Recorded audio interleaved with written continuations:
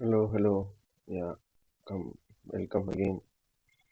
So camera ಇಲ್ಲ ಯಾರು ನೋಡ್ತಾ ಇಲ್ಲ so it's fine.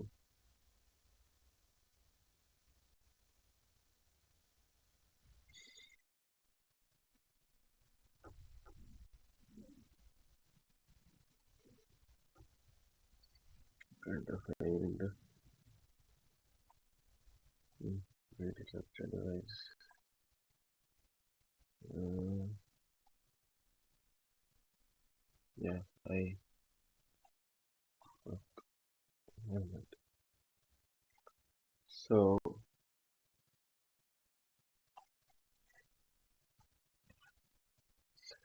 today we have gathered here to celebrate the launch of Starship 7.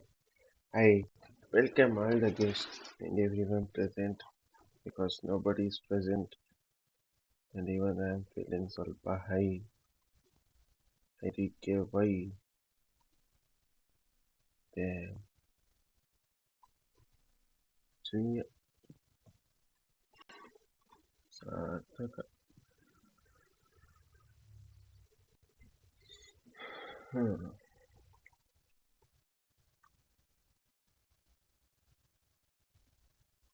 So it's off for 3 minutes. I myself saw. We just found that live. Flight test of Starship. It is currently 4:03 p.m. Central Time here. I don't say anything. You see everything. Here full profile given. Where here, brother, here it was there. Images. ಇಲ್ಲ ಯಾಕೆ ಕೊಡಲಿಲ್ಲ ಅರ್ಥ ಇಲ್ಲ watch ಅಂತ will watch.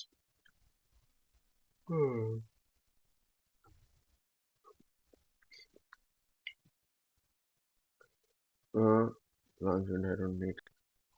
So the upcoming test will have a new generator update, which will have a payload deployment test. It basically has some space Starlink, which will also re-enter the atmosphere.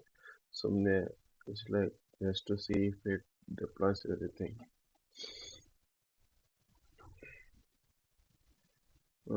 Forward flaps have been reduced in size and shifted towards the vehicle tip. ಸ್ವಲ್ಪ aerodynamic changes. Maybe, yeah, aerodynamic changes. Re-entry team. Basically, you need that time. And there's also a 25% increase in the propellant volume again. Feed lines also there. मतलब feed lines are basically the pipes from where you feed line. The name only feed and line. Feed. मतलब you have to feed the propellant into the engine. Line is basically a pipe. Changes and improved propulsion electronics module, including vehicle valves and reading sensors. So it will have all those powerful shit avionics. So it's basically avionics test and how it communicates with the Starlink as well. That only. Then Starlink simulator simultaneous silent button execution happening. Simulator. Simply they have money, bro. They will send. Why are you sad?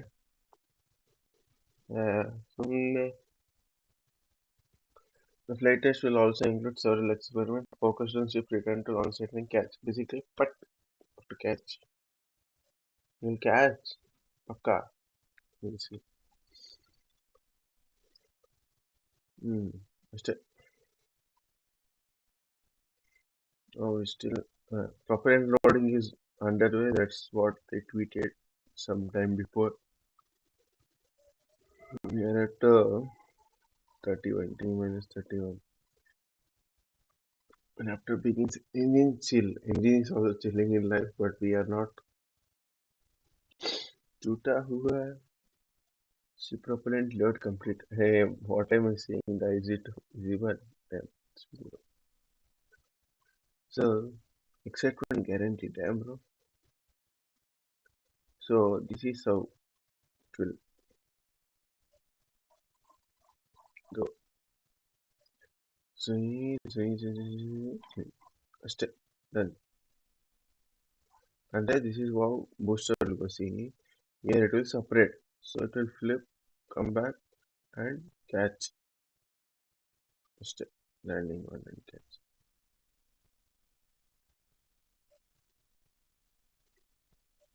So till 1 hour you might have to see, but I'm not sure if I'll be okay.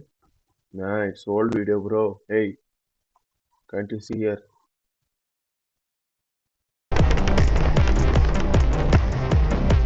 Stage separation. 30 seconds until catch decision. Booster offshore evaluations.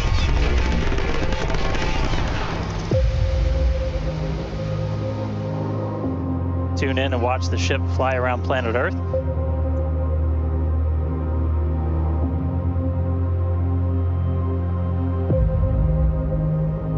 Relight demo startup.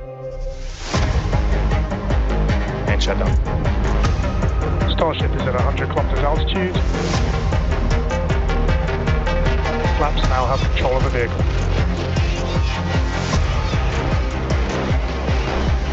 Starship has started the subsonic belly flop.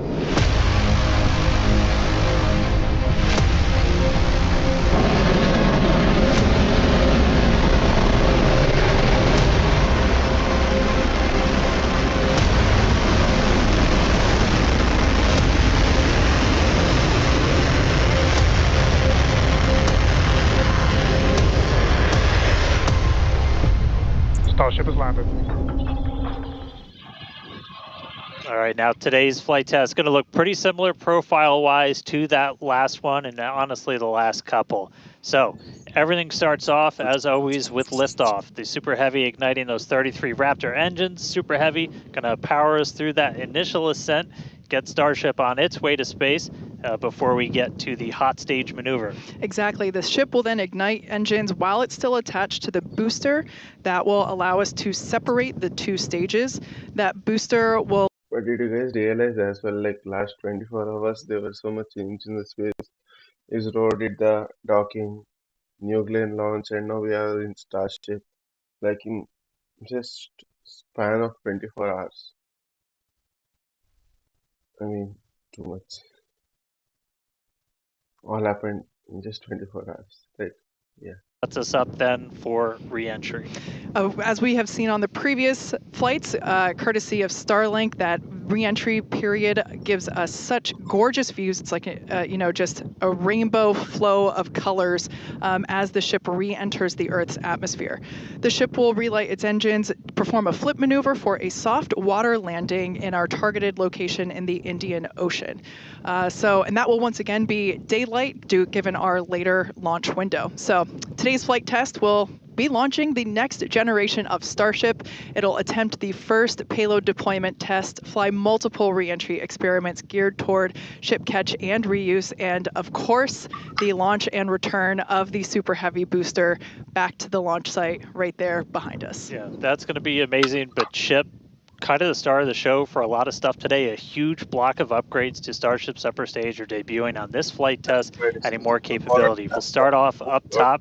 Those forward flaps got a redesign. They shrunk in size. We shifted them towards the top of the vehicle, away from the heat shield. That's going to make it significantly less exposed to re-entry heating. And then Starship itself, we made it about 2 meters taller.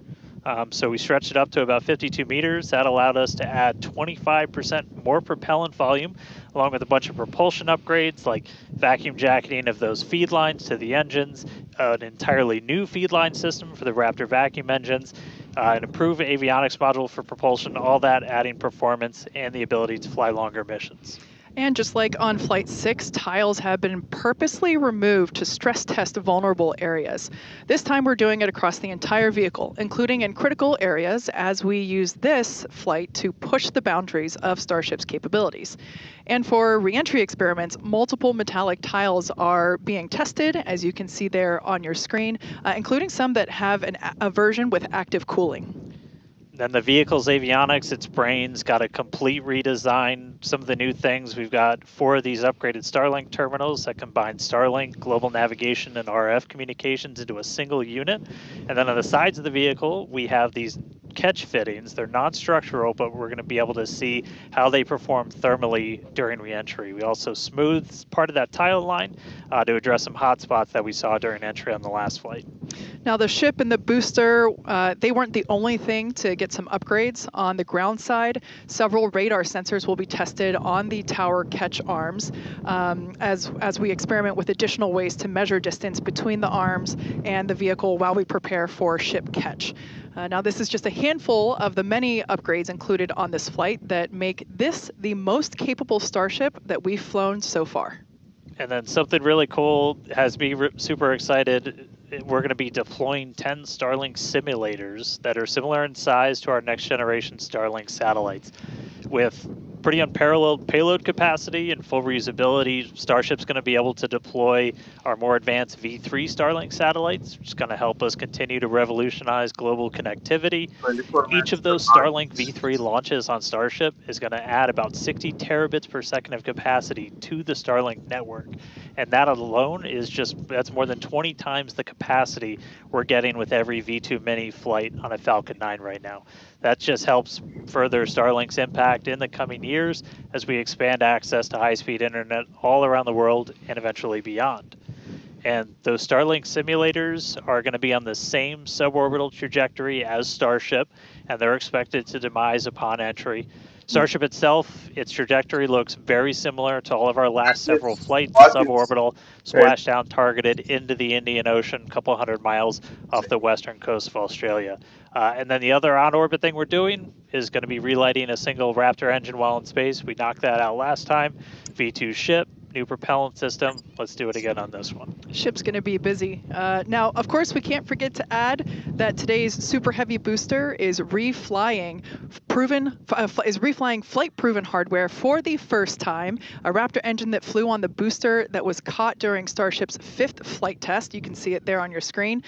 This flight-proven engine, we've got Raptor 314 there, hence why there's a piece of pie on this nozzle. Maybe we can get that image rotated so you can see it a little bit better. Yep, there we go. If you didn't already know, we like our jokes around here. So that's what we have planned for today's flight test. And so far, everything is on track as we continue to count down. We're now within 23 minutes of launch. We're at 22 minutes and 52 seconds. Everything continues to look good. Still a little breezy, but that's okay for us. Yeah, we set up our desk in a wind tunnel today. It's probably windier here than it is anywhere else, but weather's cooperating, really clear skies, no rain today, still well within our limits for booster launch or catch. Not tracking any issues on vehicle as we continue to count down. We're still loading prop on board. Our range team also reporting that the range looks like it will be clear at our current T0. So that's super important. We're going to keep an eye on that all the way up to the end. As for what we've already done with the vehicle leading up to today, we stacked the vehicle over the weekend. We lifted the ship on top of the Super Heavy booster. Hours ago, we cleared the site of all personnel. And of course, our flight controllers came on console, some of them sitting in the building behind Dan and I. And as Dan mentioned, the range team was deployed. They are standing by in the Gulf to make sure that the booster has a clear to return back to here at the launch tower, but also they're located in the Indian Ocean, standing by to make sure that the targeted landing zone for the ship is also clear as well. And then we knock out a whole bunch of things in the hours before launch. We do an alignment on all the guidance, navigation, and control. We did tank purges, pressure checkouts, make sure we were ready for prop load, check the booster, quick disconnects, and the ship one. We demate the chopsticks. We actually do a little wiggle check on them, make sure we have control, as we're going to be using those for catch. Load up all of the hydraulics that are on the tower, and then we did the initial locks and methane chills, getting them ready for prop load. Now, speaking of prop load, we conducted the go, no-go poll for prop load at 3:30, so a little bit less than an hour ago. All was good there. Prop load is underway. The LOX load on the booster started at T-minus 45 minutes, and fuel started at T-minus 43 minutes.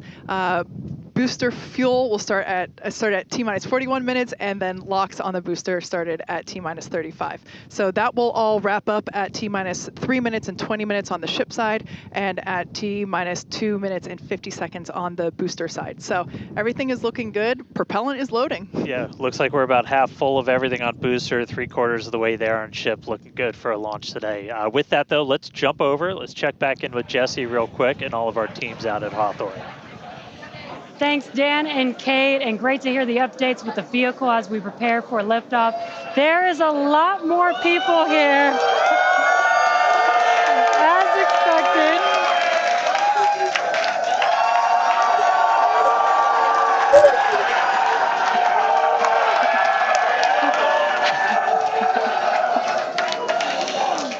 Love it.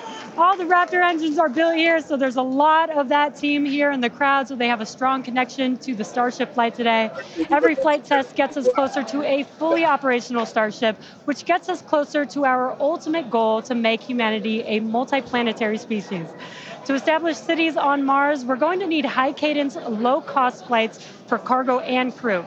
As the only fully reusable rocket with this kind of capability, Starship is the only vehicle in development that will be able to unlock our multi-planet future. Starship uses a first-of-its-kind on-orbit propellant transfer to refuel in orbit in preparation for these long trips.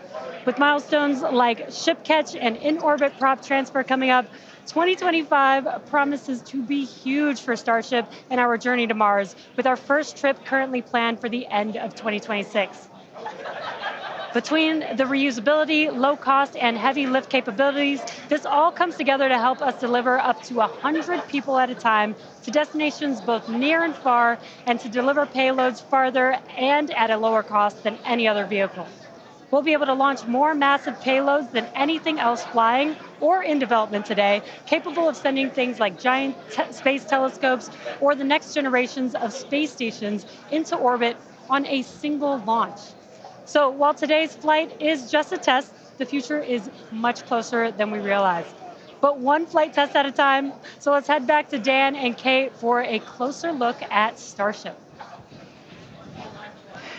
Thanks, Jesse. Starship features two major parts: the ship, which has 6 Raptor engines, and the Super Heavy booster, which has 33 Raptor engines. The Raptor engine is a reusable methane-oxygen staged combustion engine that powers the Starship system and has twice the thrust of the Falcon 9 Merlin engine.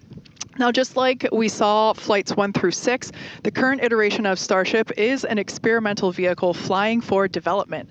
As we mentioned earlier, today's flight is debuting a ton of upgrades that we've had in the works in order to increase Starship's reliability and performance. Several of these upgrades will also unlock our ability to fly longer missions, something that we'll want to do as we start doing orbital flights around Earth. And then to get an even better sense of just how big Starship is, we can start here. Let's take a person about 2 meters tall. Towering over that, you got your Millennium Falcon clocking in at 35. Just above that, we've got a Falcon 9 rocket, payload fairing attached. Double that height, you're up at 70 meters. And then topping it all off, nearly twice the size, it's a fully stacked Starship up to 123. You've got 2 meters taller. Altogether, the ship 52 meters, Super Heavy boosters 71, and what's super fun is we're going to make ship and booster even taller in the future. Which is crazy, because turning around and looking at it and thinking that it's going to be bigger, that's mind-blowing. Make the ship as tall as the booster. Now, moving up the rocket, the ship features 6 Raptor engines. 3 optimized for sea level performance and 3 optimized for vacuum performance. Raptor Vacuum, or RVAC, is a similar design to the Raptor engine, but features a larger exhaust section and a larger expansion nozzle to maximize the engine's efficiency in space. Our upgraded ship that we're debuting today carries about 300 more tons of propellant than the last flight's ship, bumping it up from 1,200 metric tons to about 1,500 metric tons. It's a lot. The ship is designed for vertical takeoff and landing on any hard surface. Now, the ship is also outfitted with newly redesigned forward flaps that are used to aerodynamically control the vehicle's attitude during atmospheric flight and enable a precision landing. The new flaps are lighter and positioned more leeward or away from the heat shield. Now, to reach full reusability, the ship has to be able to survive re-entry not just one time, but multiple times. The ship's heat shield is essentially what does the job for that. We've been iterating on that every single flight, building towards that heat shield that requires no refurbishment between flights. Now, the heat shield is composed of thousands of hexagonal ceramic tiles. They're designed to insulate the vehicle during that atmospheric entry where temperatures ramp up to as high as about 2,600 degrees Fahrenheit. A rapidly reusable heat shield has never been flown in history, so continuously improving this, flying new experiments, those are all key focuses of all of our flight tests right now. And in between the first and second stages is our hot stage, which we saw in actions on flights 2 through 6. The hot staging maneuver is when the upper stage engines are ignited before the booster engines, before those booster engines are completely cut off. With hot staging, the rocket never stops accelerating during separation, so it's more efficient than traditional stage separation. One of the hallmarks of Starship flights are the incredible views that we get throughout flight, of course, courtesy of Starlink. Every day, we're working to expand the Starlink network both on Earth and in space. Here's Jesse with more. Fans of Starship may know that Starlink enables us to bring you lots of unprecedented views, both from space and here on Earth. In addition to the dozens of cameras on Starship itself, we also have mobile Starlink camera kits deployed in the Indian Ocean, connected to our aerial assets and all around Starbase, which all come together to help tell the incredible story of Starship, both on and off planet. Thanks to Starlink, Starship is capable of streaming more than 120 megabits of real-time, high-definition video and telemetry in every phase of flight, providing invaluable engineering data to help engineers rapidly iterate across all systems. And all of that streaming data will be put to good use with the more than 30 cameras on the vehicle for today's flight test. Starlink is the world's largest satellite constellation, operating in low Earth orbit to deliver high-speed, low-latency broadband internet, providing access to people around the world, many who have never had connectivity before. Starlink now serves more than 119 countries, territories, and other markets. And here at SpaceX, we've been developing Starlink's communication capabilities not just for humans on Earth, but for astronauts in space. Our recent Polaris Dawn mission, we deployed a high-speed internet connection in Dragon for the very first time. Here's a quick look at how that went.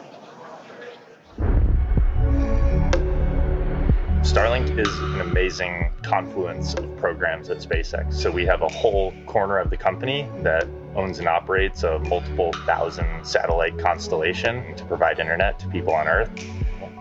So Dragon was modified for Polaris Dawn to have a laser and a Star Trekker inside of the trunk. And then it will obtain internet, both uplink and downlink, through that laser link. And it's connected to a Wi-Fi router, just like you would have in your house.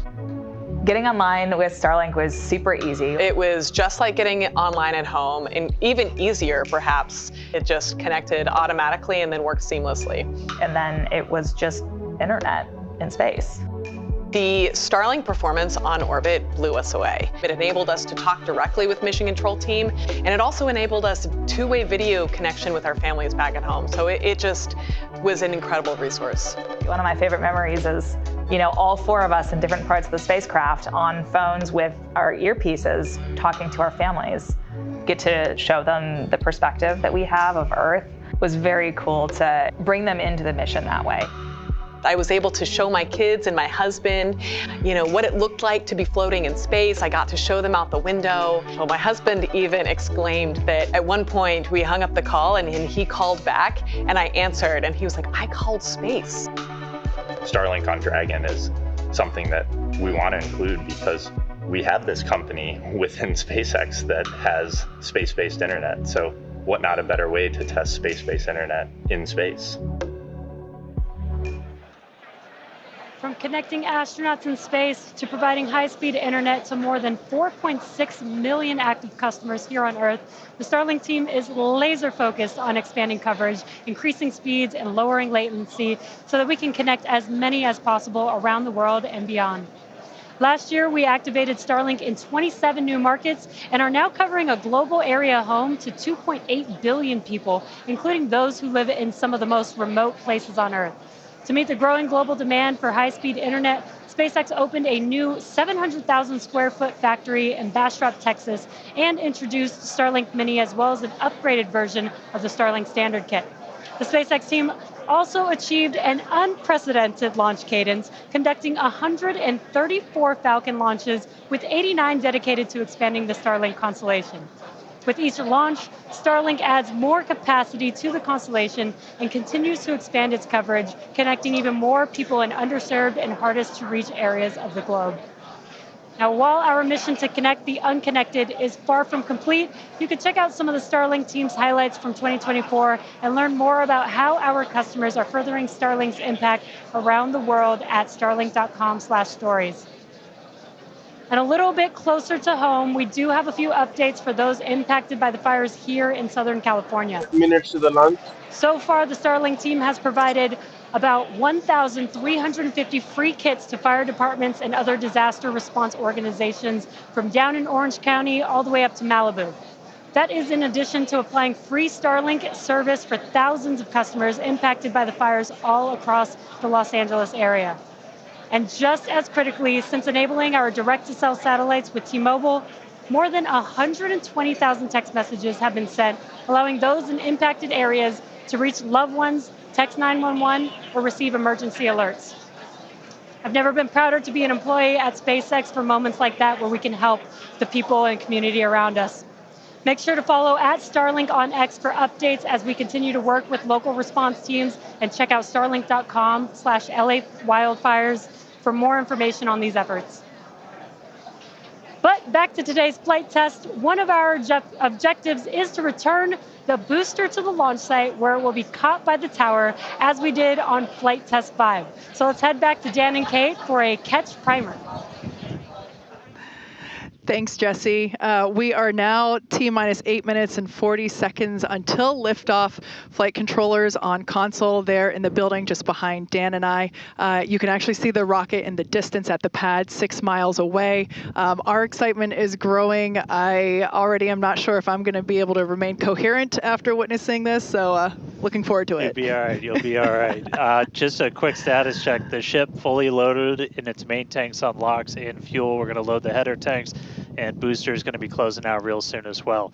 Let's talk about that second catch attempt, though. So we're going to use the tower's 2 gigantic robotic arms, call them the chopsticks, same thing we used to stack Starship onto Super Heavy for all the integration ahead of a flight, and that's what we used to catch by moving stuff like landing legs from the booster to the ground side. It's a lighter booster, means you can carry more into space.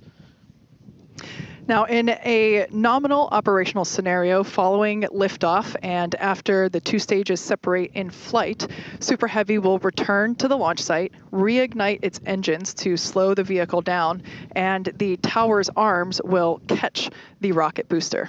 And just to get to this point, just like before, thousands of distinct vehicle pad criteria have to be met prior to that return and catch. We need healthy systems on the booster, healthy systems on the tower, and a manual command from our mission flight director for the day. If we don't send that command before the boost back burn ends, or if any of those automated checks kick us out, that's what happened on Flight 6, the Super Heavy booster will divert to an offshore trajectory, and it'll go out and do a landing burn in a soft splashdown in the Gulf of Mexico. Now, we have said it before, but it remains true today. We accept no compromises when it comes to ensuring the safety of the public and our team, and that return will only take place if the conditions are right. And one of the unique aspects of Starship flights is the return and the catch of that Super Heavy booster and the audible sonic boom that it comes with it in the area around the return location. General impact to anyone in the area is just a brief thunder-like noise, but it definitely lets you know it's coming. Oh, yeah. It's something our neighbors in Cape Canaveral, Florida and Vandenberg, California have become accustomed to over the years, and now we're bringing the boom to Boca. So here's a peek of what to expect.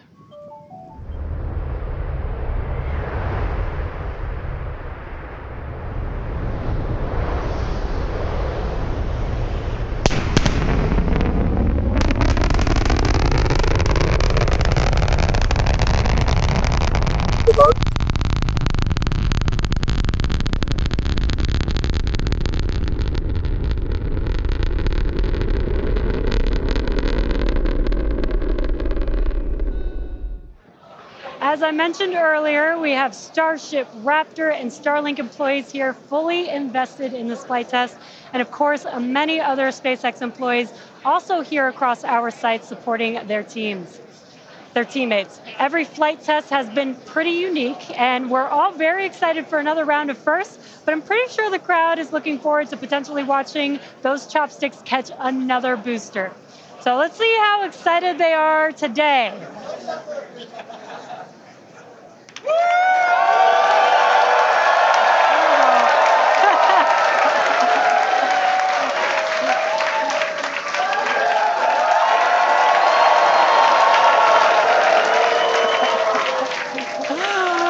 Just under 5 minutes to go. We are all very excited here. We're going to send it back to you at Starbase for the final minutes of the countdown. Kate and Dan. All right, thank you, Jesse. So if you just tuned in under 5 minutes ago, you picked the right time to do it. Just a quick status check. So we're almost fully loaded on the booster. We'll be fully loaded on the ship, fully loaded on the booster coming up soon. Our range team just reported that we're looking go in the range. That's super important. Great Our news. security guys, Mike, Kyle, Nick, the whole team out there in the elements, making sure everything's clear, doing a fantastic job. And we are coming up on 4 minutes and looking good for launch. Yeah, certainly exciting. Now, we do have an opportunity to hold at T-minus 40 seconds if necessary. This is a chance for us to perform additional checks if necessary.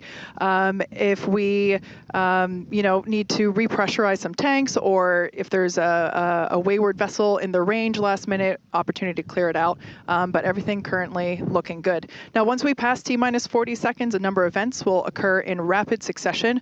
The ground spin and ignition systems come up to flight pressure. The ship will go to internal power.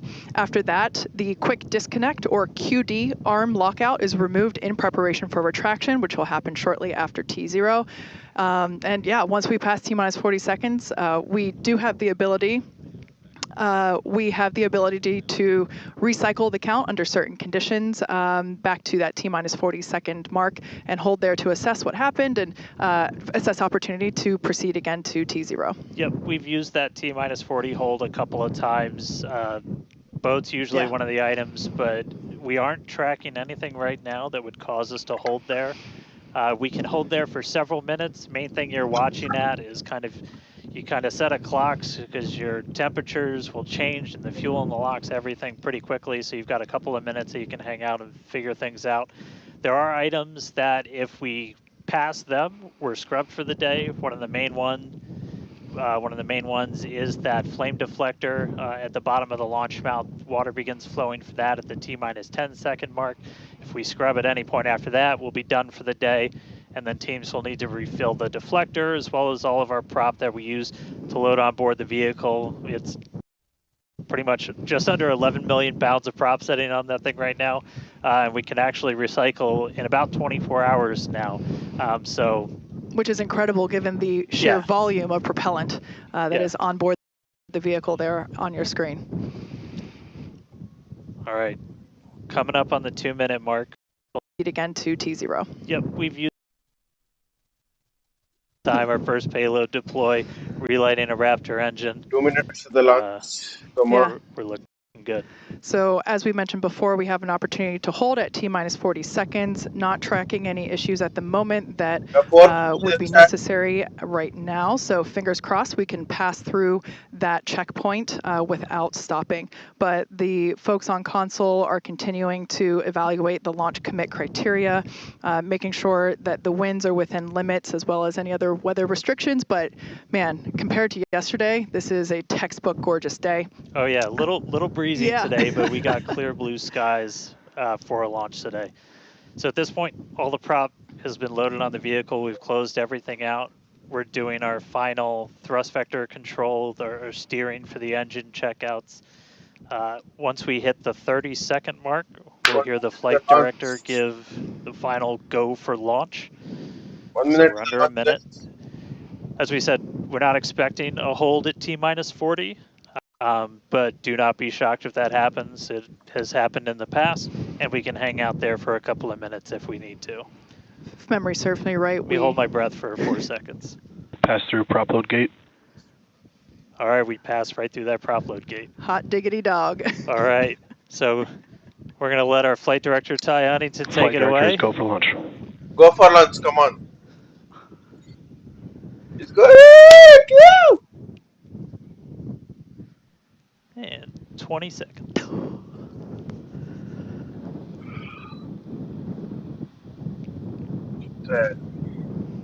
T minus 10, 9, 8, 7, 6, 5, 4, 3, 2, 1.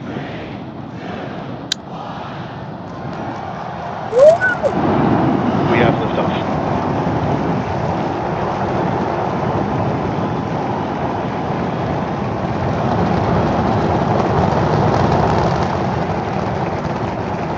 Vehicle's pitching downrange.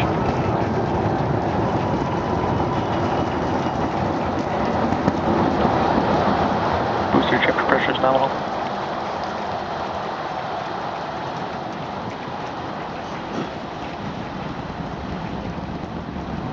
All right, we're more than 30 seconds into flight. Telemetry showing 33 out of 33 engines as it's pitching downrange.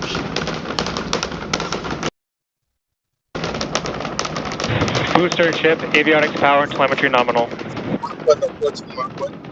Hearing good call outs on the ship and booster avionics. You just heard the rumble hitting us about 6 miles away. Watching Starship arc into just endless blue skies right now. Vehicle supersonic. More than a minute into flight, the vehicle's supersonic.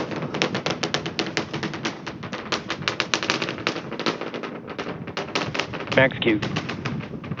Max structural load. So we just passed through max Q. That's the greatest stress the vehicle is going to experience on the way uphill.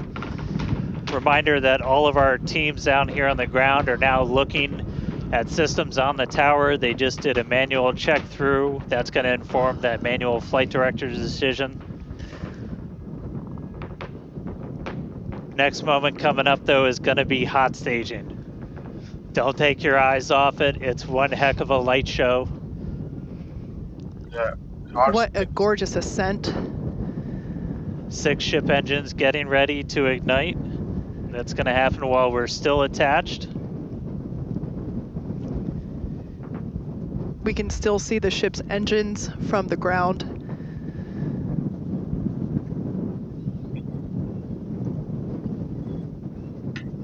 Got a little under 30 seconds away from that. We are hearing good call outs on the tower preparedness from the manual checks. Reminder though, we've still got automated checkouts on the booster and the ship itself.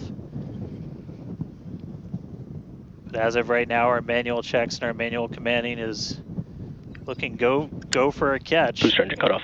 That is incredible news. We just heard the call out for booster engine cut off. Engine startup. Most engines cut off, down to those Stage middle separation. 3. Nice. Well, Cruise prep startup.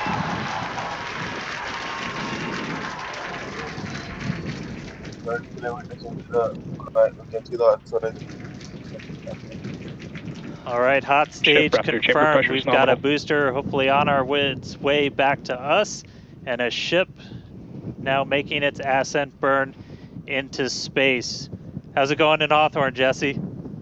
It's great over here. You can hear the crowd screaming for every milestone.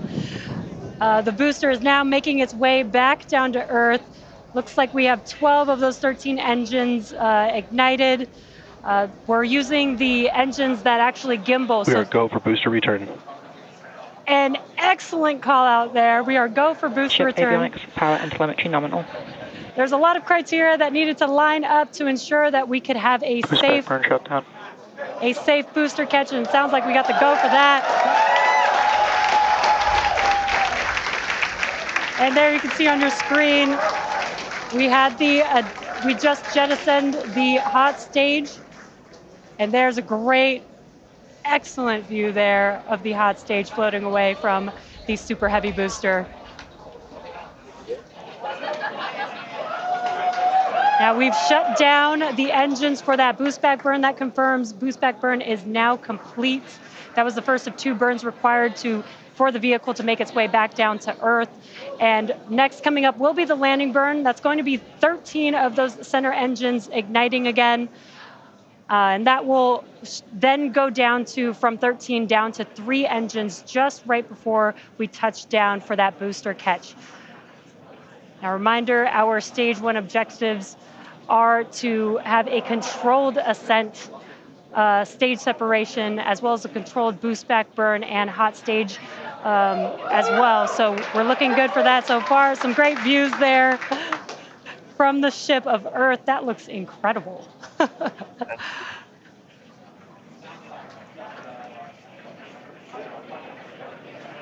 Now, Starship's ship is still firing its engines right now. Starship trajectory nominal.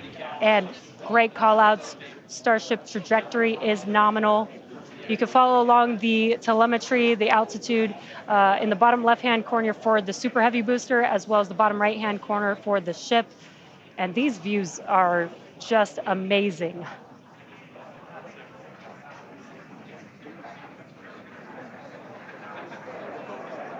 Again, the booster is currently making its way back to the tower today. So we're looking forward to a booster catch with the chopsticks.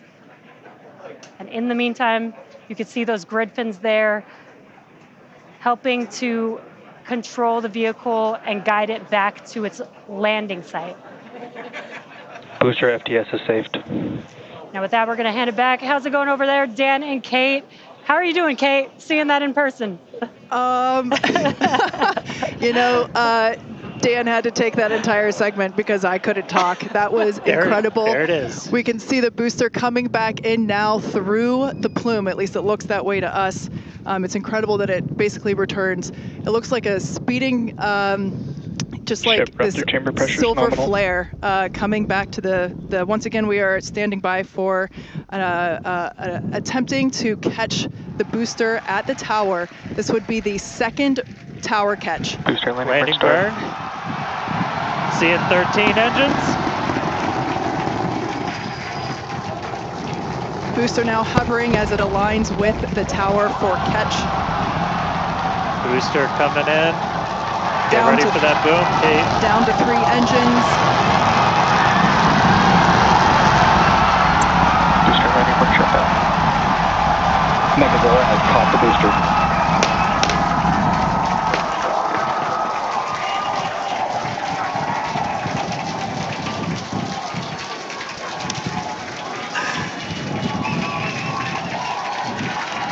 You heard it here, Megazilla has caught the booster. Once again, for the second time, a successful catch by the launch tower. This is the same tower, the launch pad, where that booster took off from just 7.5 minutes ago. Great view from the chopstick arms, looking at those hypersonic grid fins that steer the booster for that precision landing. It almost looks like it's flapping its wings. Yeah, you can see just how small that catch fitting is too on something that's just so massive. That was absolutely insane. Meanwhile, we're not done, but wait, there's more. Wow, that is just absolutely stunning. And this, of course, a gorgeous view there from the tower looking down at the top of the booster.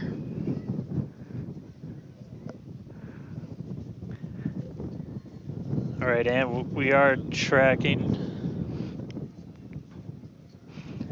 Now we're standing by for views from the ship, but who can take their eyes off of that incredible sight?